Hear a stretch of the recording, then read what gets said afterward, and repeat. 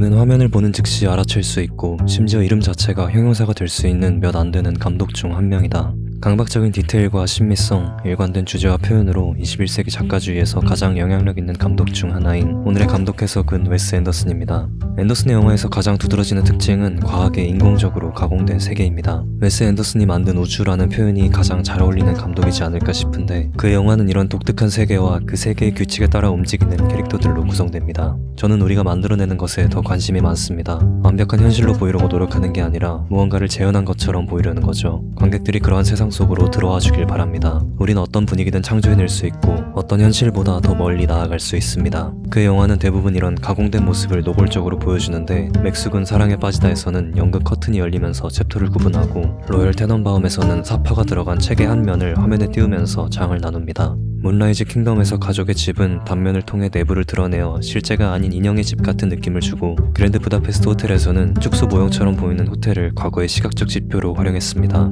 이런 앤더슨의 표현 방식은 가공과 현실을 대비시키는 페데리코 펠리니의 영화 제작 기법을 떠올리게 합니다. 나는 영화의 허위성을 좋아합니다. 거짓말이 진실보다 흥미롭기 때문이죠. 때로는 명백한 진실보다 허구가 일상의 더 큰 진실을 보여줍니다. 꼭 진짜를 보여줄 필요는 없습니다. 내가 보여주고 표현하고자 하는 느낌에만 진정성이 있으면 됩니다. 웨스 앤더슨을 소개할 때 자주 언급되는 하나의 개념은 작가주의입니다. 이 말은 익숙한 단어 같으면서도 막상 정확한 정의를 내리려 하면 어떤 주의의 개념들이 그렇듯이 모호해집니다. 앤더슨의 세계에서 빼놓을 수 없는 감독이자 평론가인 프랑스와 트리포는 작가주의 이론에 대해 이렇게 주장했습니다. 감독이 구성과 통제의 중심이 되어 영화 제작의 모든 단계에 참여함으로써 최종 결과물에 자신만의 세계관을 각인시켜야 한다. 진정한 작가주의 감독은 자신의 영화를 통해 남들이 인지할 수 있는 스타일과 자신만의 일관된 비전을 보여주는 말 그대로의 작가로 볼 수 있습니다. 물론 한편의 수백 명의 전문가들이 관여하는 현대의 상업 영화에서 이 개념은 더 세심하게 접근해야 하겠지만 여전히 감독 개인의 창의력과 독창성을 묘사하는 표현으로 사용되곤 합니다. 웨스 앤더슨의 영화를 보는 사람은 그걸 만든 악마가 누구인지 단번에 알아차립니다. 그런데도 그의 스타일은 최상의 것이라는 표현 말고는 달리 묘사하기 어렵습니다. 대단히 섬세하고 미묘한 톤을 지니고 있죠. 웨스 앤더슨은 1969년 텍사스에서 태어났습니다. 그의 부모님은 앤더슨이 8살이던 해에 이혼했는데 후에 여러 인터뷰에서 그 사건이 자신에게 지대한 영향을 끼쳤다고 밝혔습니다. 어느 날 어린 웨스 앤더슨은 냉장고 위에서 지독한 말썽쟁이 아이 다루는 법이라는 제목의 팸플릿을 발견했는데 그는 거기에 관련된 아이가 형이나 동생이 아닌 자신이라는 것을 바로 알아차렸습니다. 앤더슨은 생각이 많고 감수성이 예민한 아이였고 형제들에 비해 부모님의 결별에 잘 적응하지 못해 큰 트라우마를 갖게 됩니다. 이런 어린 시절의 기억은 그가 나중에 제작하게 되는 영화의 소재로 사용되는데 문라이즈 킹덤에서는 주인공인 12살 수지가 집에서 앤더슨이 봤던 것과 똑같은 팸플릿을 발견한 후 가출을 결심하고 로열 테넌바움은 이기적으로 가족을 떠났던 아버지에게 마음의 상처를 입은 3남매를 중심으로 이야기가 전개됩니다.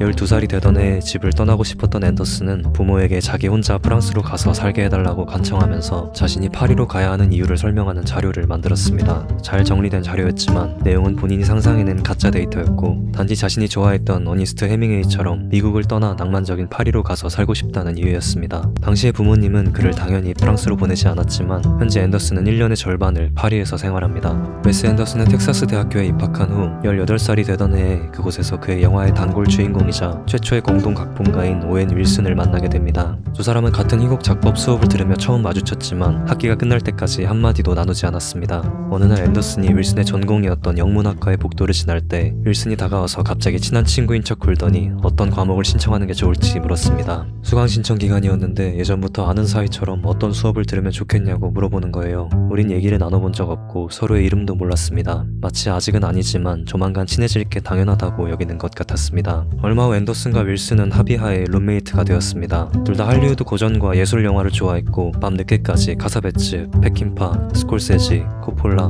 멜릭, 휴스턴, 코엔 형제 등의 영화 이야기를 주고받았습니다. 앤더슨은 대학 도서관에 방대한 영화 관련 서적과 유럽의 예술 영화 테이프를 보며 영화를 공부하고 취향을 키워나갔습니다. 그는 트리포, 고다르, 안토니오니, 베르이만, 펠리니 같은 유럽 감독들의 영화를 보던 기억을 떠올리며 말했습니다. 다른 부스 옆을 지나가면 사람들이 영화를 감상하는 모습을 볼 수 있었어요. 스크린에서는 1960년대 영화들이 상영되고 있었습니다. 시간을 초월한 듯한 분위기가 흘렀어요. 1991년 대학을 졸업한 앤더슨과 윌슨은 댈러스로 거주지를 옮겨 형편없고 지저분한 곳에서 생활했습니다. 당시에 살던 아파트의 부서져가는 창문을 고쳐달라고 집주인에게 따졌지만 주인이 고쳐줄 생각을 하지 않자 이들은 여러 계획을 세웠고 마치 창문을 통해 강도가 든 것처럼 연출해 경찰에 신고하기도 했습니다. 물론 집주인은 전혀 동요하지 않았지만 이 시도는 둘의 첫 영화의 시나리오가 되었습니다. 화려하게 타오른 후 순식간에 꺼져버리는 싸구려 불꽃놀이를 뜻하는 속어인 바틀로켓이라는 제목의 13분짜리 단편 영화는 선댄스 영화제에서 상영되었고 프로덕션 디자이너였던 폴리 플랫은 각본을 본 당시의 느낌에 대해 말했습니다. 우리가 읽는 각본은 되게 기존의 영화를 희미하게 모방한 것들인데 이런 작품은 난생 처음 봤습니다. 프로듀서라면 꼭 찾게 되기를 고대하고 기도하는 그런 각본이었죠. 독특하고 색다르며 천재적이었습니다.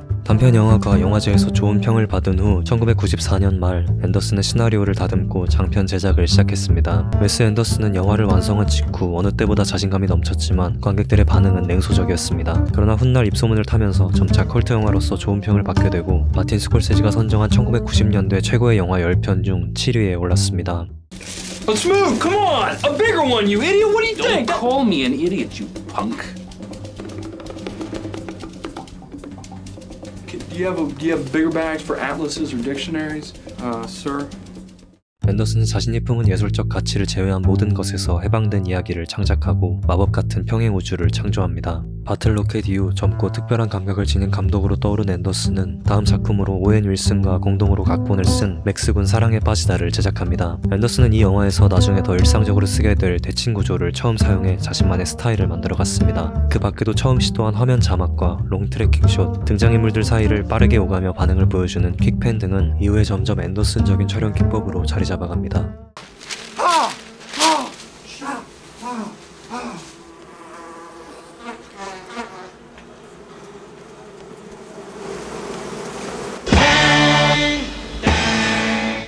웨스 앤더슨은 그만의 고유한 시선으로 세계를 바라봅니다. 그 시선을 통해 우스꽝스러운 것들이 아름다운 무언가로 변신합니다. 맥스군 사랑에 빠지다가 전작보다 나은 흥행 수익을 올린 후 그 다음 작품은 바틀로켓을 만들기 전부터 구상하고 있었던 한 가족의 인생과 실패를 다룬 이야기인 로얄 테넌바움입니다. 영화는 가족에게 한없이 무심했고 때로는 어린 자식들에게 깊은 상처를 안겨준 아버지 로얄 테넌바움이 집으로 돌아오려고 시도하면서 일어나는 일들을 보여줍니다. 영화는 도서관 소장 도서인 가상의 소설 로얄 테넌바움의 이야기로 시작합니다. 맥스군 사랑에 빠지다의 무대에 설치된 커튼을 여는 장면으로 시작된 앤더슨의 이야기 속 이야기 형식은 기상천외한 헨리 슈거 이야기까지 이어지는 하나의 공식이 되었습니다. 판타스틱 미스터 폭스는 로알드 달의 책을 바탕으로 하고 그랜드 부다페스트 호텔은 영화와 같은 제목의 책을 읽고 있는 소녀에게서 시작합니다. 처음부터 책에 바탕을 둔 영화로 만들겠다는 아이디어가 있었습니다. 실제로는 존재하지 않는 책이지만요. 로열 테넌바움은 전 세계에서 7,100만 달러를 벌어들이고 아카데미 각본상 후보에 오르며 웨스 앤더슨의 진정한 첫 번째 성공작이 되었습니다.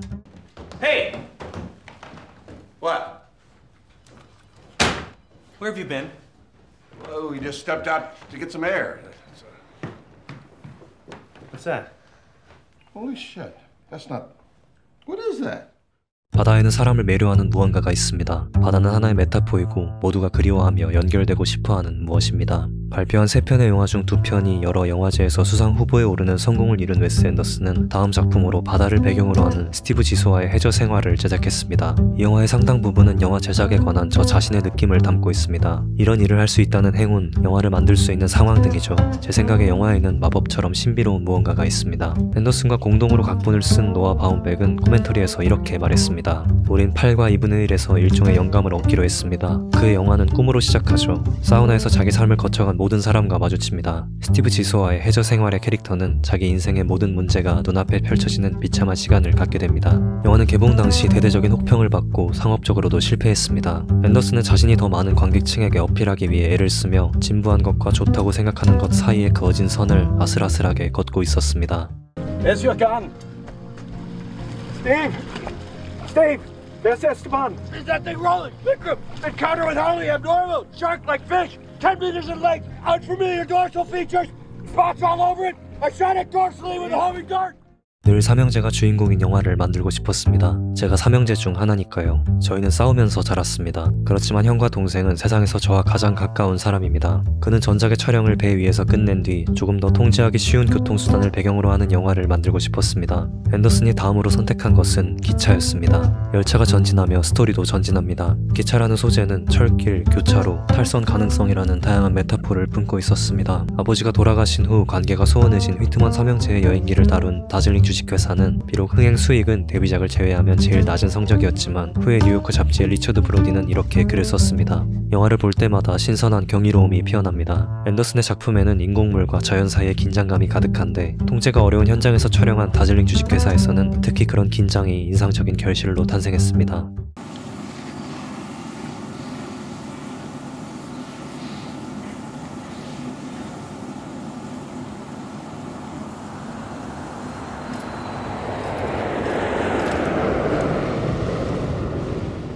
구닥다리 특수효과의 매력을 느낍니다. 스톱모션 애니메이션이 완벽한 것은 아니지만 진짜를 보여준다는 점을 감안하면 그 정도 결함은 결함이라고 할 수 없습니다. 웨스 앤더슨은 어렸을 때 로알드 달의 멋진 여우씨를 읽고 푹 빠져들었습니다. 그는 이 특별한 소설을 각색한 버전을 오래전부터 계획하고 있었습니다. 앤더슨이 본 멋진 여우씨는 맥수군 사랑에 빠지다와 스티브 지소와의 해저 생활과 유사한 온갖 문제를 일으키는 문제적 주인공에 관한 작품이었습니다. 그는 로알드 달의 모든 소설과 전기를 읽고 스토리보드처럼 활용한 캐릭터에 관한 스케치도 검토했습니다. 당시 영화계를 휩쓸던 컴퓨터 그래픽에 관심이 없었던 앤더슨은 대부분의 감독이 박스오피스 흥행을 위해 CG와 3D로 갈아탈 때 자신의 첫 애니메이션에 털 달린 인형을 사용하는 스톱모션 방식을 선택했습니다. 수많은 소품들을 실제로 제작했고 535개의 인형과 30개의 서로 다른 세트를 준비해 이틀에 6초씩 총 2년에 걸쳐 촬영했습니다. 영화가 개봉한 후 앤더슨은 그동안의 감독 경력 동안 받은 최고의 평을 받았습니다. 판타스틱 미스터 폭스는 로알드 달의 작품을 각색한 영화가 아닌 웨스 앤더슨의 영화로 환영받았습니다.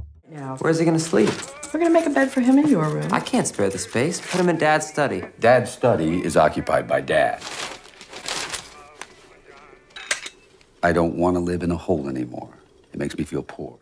사랑에 빠진 12살에게는 그게 자기 세상의 전부입니다. 저도 그 나이 때 책을 읽으면 책이 세상의 전부가 되어 무엇이 현실이고 무엇이 책인지 헷갈릴 때가 있었어요. 그런 경험과 관련된 작업을 해보고 싶었습니다. 영화는 12살짜리 연인의 사랑 이야기를 보여줍니다. 앤더슨은 이 영화를 통해 어떤 캐릭터나 배경이 아닌 감정 자체, 특히 어떻게든 다시 마주하고 싶은 어떤 감정에 대한 기억을 탐구하고자 했습니다. 앤더슨의 영화 속에서 어른들은 대부분 아이보다 더 유치한 캐릭터로 그려집니다. 문라이즈 킹덤의 주인공들은 아직 사춘기도 오지 않은 어린 아이들이 지만 앤더슨이 창조한 가장 성숙한 캐릭터에 속합니다. 영화는 2012년 칸 영화제 개막작으로 선정되고 아카데미 각본상 후보에 오르는 성과를 이뤄냈습니다. 항상 자신의 세계에 지나치게 몰입해 있다고 비판한 비평가들은 이제 웨스 앤더슨의 커리어를 재평가하기 시작했습니다. What kind of bird are you?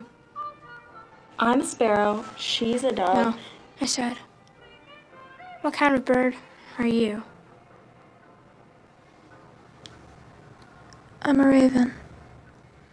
저는 영화를 만들 때 이전에 했던 것과는 뭔가 다르게 만들어보려 의식적으로 노력하는데 막상 사람들은 10초만 봐도 내가 만든 영화라는 것을 알 수 있다고 말합니다. 2012년 무렵 영화 감독으로서 웨스 앤더슨의 위상은 스스로 하나의 장르가 되어 있었습니다. 온라인에서는 앤더슨의 연출 스타일을 패러디한 콘텐츠가 인기를 끌며 퍼져나갔습니다. 그랜드 부다페스트 호텔의 각본은 오스트리아의 작가 슈테판 츠바이크의 20세기 초 문학 작품들과 회고록 어제의 세계를 바탕으로 쓰여졌습니다. 또한 이 영화는 그동안 앤더슨의 작품들 중 가장 화려한 캐스팅과 강렬한 시각적 기표들로 1930년대의 할리우드가 바라본 유럽의 이미지를 담아냈습니다. 오늘날 웨스 앤더슨 최고의 작품으로 평가되는 그랜드 부다페스트 호텔은 전 세계적으로 1억 7,300만 달러의 흥행 수익을 거뒀고 아카데미 시상식에 미술, 의상, 분장, 음악 총 4개의 부문을 수상했습니다.